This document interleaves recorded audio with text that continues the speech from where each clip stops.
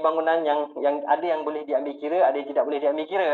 Okey, lagi contohnya apa kitchen cabinet, wardrobe, mungkin ada plaster ceiling. Dia ada beberapa renovation yang dibuat yang boleh diambil kira oleh valuer sebagai salah satu daripada menaikkan nilai tersebut. Tapi bila kita tak boleh masuk, valuer tak boleh masuk rumah tu, dia akan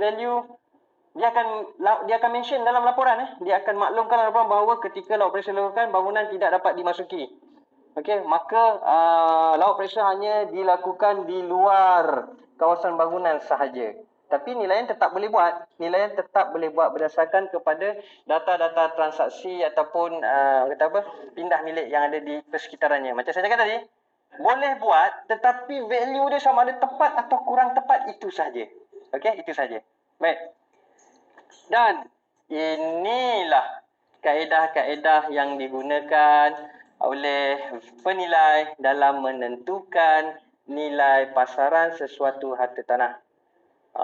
Saya nampak tu Saifullah macam nak jawab tu yang nombor 1 tu. Okey. Ada siapa nak tolong ke ni? Boleh share sikit ke? Okey, semua dah tutup dia punya video dah. Bila aku minta share, semua hilang. Alright, baik tuan-tuan dan puan. Kaedah yang pertama, yang paling glamour, yang biasa digunakan, yang nombor 1 ni lah. Kaedah, tinggi sikit tak sampai. Okey, kaedah perbandingan. Membandingkan sesuatu harta tanah itu dengan kawasan sekitar. Tak apa, jangan takut. Saya akan terangkan satu persatu. Okey. Kita pergi dulu nama-nama kaedah dia. Dia ada kaedah kos ataupun dikenali juga sebagai kaedah kontraktor. Kenapa kita panggil dia sebagai kaedah kontraktor? Kita panggil sebagai kaedah kontraktor kerana kos tersebut memang kita ambil daripada kos kontraktor, iaitu kos pembinaan, termasuk juga dengan fee profesional dalam membina bangunan tersebut. Okey, kaedah kos, kaedah perbandingan, kaedah kos. Kaedah yang ketiganya adalah kaedah keuntungan. Okey, saya patah balik. Minta maaf saya patah balik nombor 1 saya patah balik nombor 1. Kaedah perbandingan ini selalunya kita gunakan untuk harta tanah yang orang kata macam mudah didapat. Dia punya transaksi tu sangat mudah berada di pasaran. Contohnya macam rumah teres ke, macam apartmen ke, rumah banglo. Rumah-rumah ni biasa kita akan guna kaedah perbandingan lah.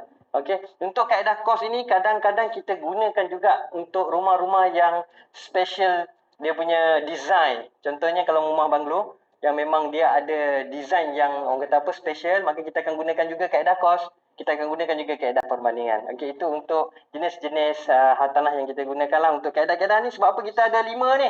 Sebab 5 kaedah ni lah yang kita akan gunakan kalau kita tengok jenis harta tanah tersebut. Kalau tak sesuai dengan kaedah perbandingan, kita akan gunakan kaedah kos. Kalau tak sesuai, kita akan gunakan kaedah keuntungan. Kalau tak sesuai, kita sampai sehinggalah kaedah nilai baki. Dan tuan-tuan dan puan-puan, untuk keseluruhan harta tanah yang ada bukan saja di Malaysia, di seluruh dunia, apa pun jenis, ini saja 5 kaedah dia.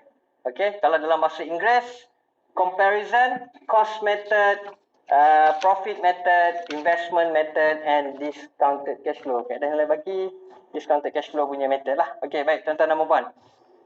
Perbandingan kos, keuntungan, pelaburan, nilai baki. Saya akan sentuh untuk yang detail untuk kaedah perbandingan nantilah, sebab itu yang kita selalu hadapi. Itulah kaedah yang selalunya kita sebagai ejen jumpa dalam market. Belum lagi bagi kaedah keuntungan pelaburan ni, jauh lagi, sebab selalunya untuk 3 dan ke bawah ini, biasanya kaedah ini digunakan untuk yang kita panggil sebagai special property. Okey, special property ni harta tanah yang dibina khas. Kegunaan dia adalah khas untuk itu saja, special property. Contohnya kalau kaedah keuntungan ni biasanya kita gunakan untuk property yang boleh generate income. Maksudnya kita gunakan property tersebut, dengan property itu kita buat bisnes. Ada bisnes, contohnya property yang boleh buat bisnes tu apa dia?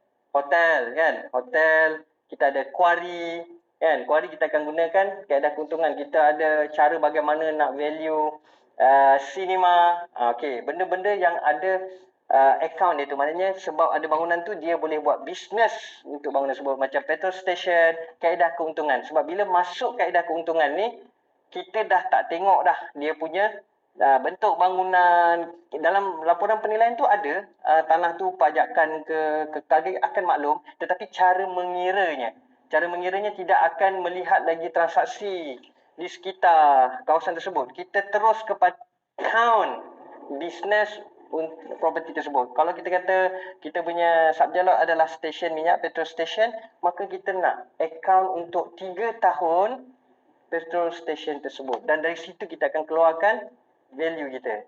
Kan? Okey, kaedah keuntungan itu menggunakan account. Baik, seterusnya kaedah pelaburan. Kaedah pelaburan juga untuk bangunan-bangunan special.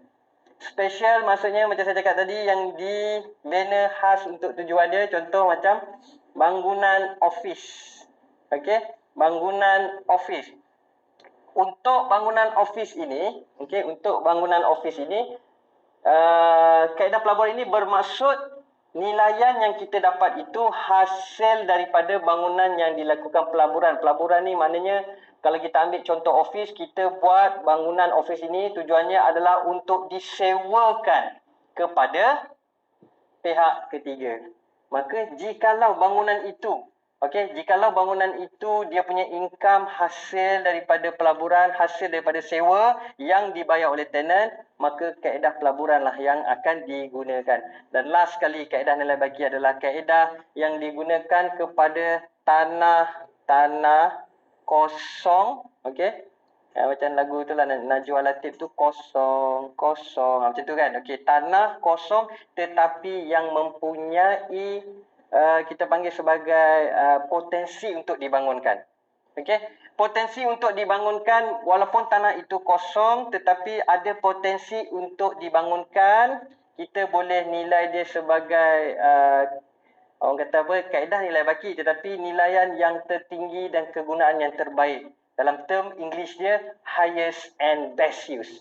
Okey, highest and best use. Maka kita gunakan nilai baki untuk tanah kosong yang ada potensi untuk dibangunkan dengan syarat ada syaratnya. Okey, dengan syarat tanah tersebut sudah diluluskan plan pembangunannya ataupun sudah ada dalam perancangan walaupun belum diluluskan. Ada plan, dah dia punya orang panggil plan perancangan untuk properti tersebut. Okey, baik. So kaedah perbandingan dan kaedah kos. Kaedah perbandingan itu mudah saja. Saya patah balik sebab ini yang saya akan terangkan nanti. Yang lebih detail sedikit. Perbandingan ini kita sebagai ejen mudah saja membandingkan macam Cik Rahim Hilmi kata, membandingkan apple to apple, orange to orange, bendi to bendi, sawi to sawi. Okey. Maknanya kita membandingkan transaksi harta tanah sebab harta tanah ni dia tidak ada yang 100% serupa. Sebab property is very unique. Dia punya sifat harta tanah ini dia unik. Tidak ada harta tanah yang 100% sama. Kan? Walaupun kau duduk satu skim, walaupun dalam blok yang sama, tetapi untuk dapat unit tu dia tidak ada redundantnya. Mana ada property satu tanah ada dua property kan. Kalau rumah pangsa pula tingkat dia yang berbeza walaupun tanah yang sama. Betul. Unit yang berbeza, jadi tidak ada yang 100% sama. Tapi mungkin ada yang paling hampir sama. Jadi kita membandingkan transaksi yang berada di pasaran, ada jualan di pasaran, kita ambil harga-harga mereka ini, membandingkan dengan lot subjek. Itulah kaedah perbandingan yang kita biasa gunakan. Yang tuan-tuan dan puan-puan biasa gunakan dalam bricks tu kan. Itu salah satu daripadanya. Okey. Jadi peranan